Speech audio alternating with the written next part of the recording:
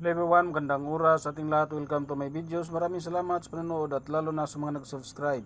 Thank you guys, at kung bago ka pa lang dito sa aking videos, huwag kalimutan mag-like, comment, share and subscribe para updated ka sa aking mga bagong upload na mga videos na mayroong mga gandang kasaysayan at halaga tungkol sa ating mga barya. Guys, ito yung 50 centavos ng Brazil, Rio Branco.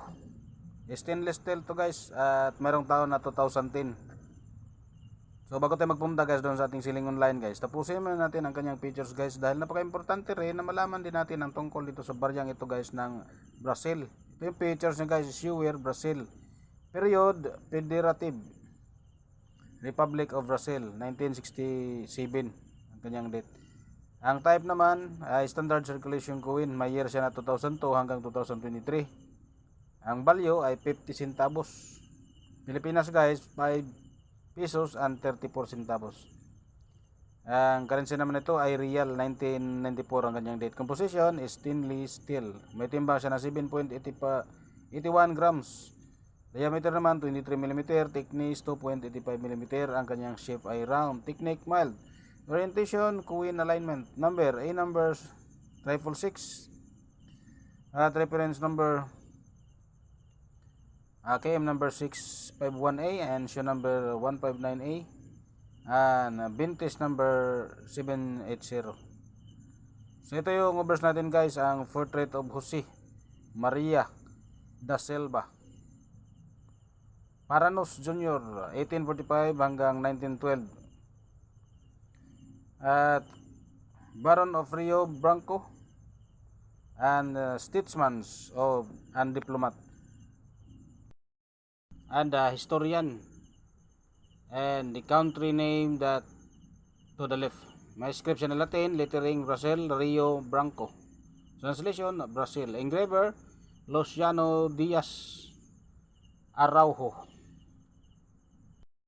At ito naman yung reverse natin guys, ang denomination of linear design at the left, 3/4 globe with a SAS on the right, date below.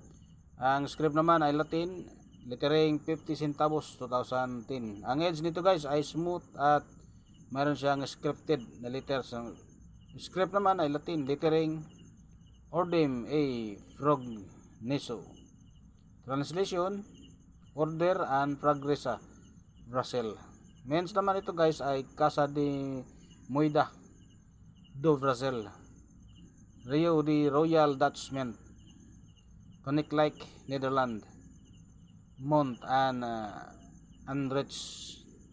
So may comment dito guys, ang variant on the edge of the 2020 coin, large and small letters. So meron lang 19% guys sa ating 2010 guys, 170 million 16,000 ka piraso.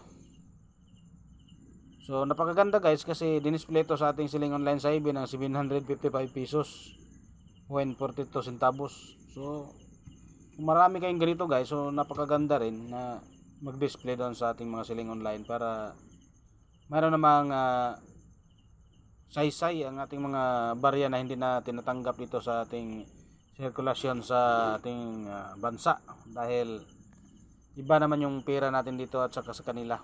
So yung mga pera sa ibang bansa guys, hindi natin tinatanggap, pero sa mga kolektor, mayroon ding bumibili nito dahil napaka-importante ito sa ating mga kolektor. May ganitong mga barya sa ibang bansa.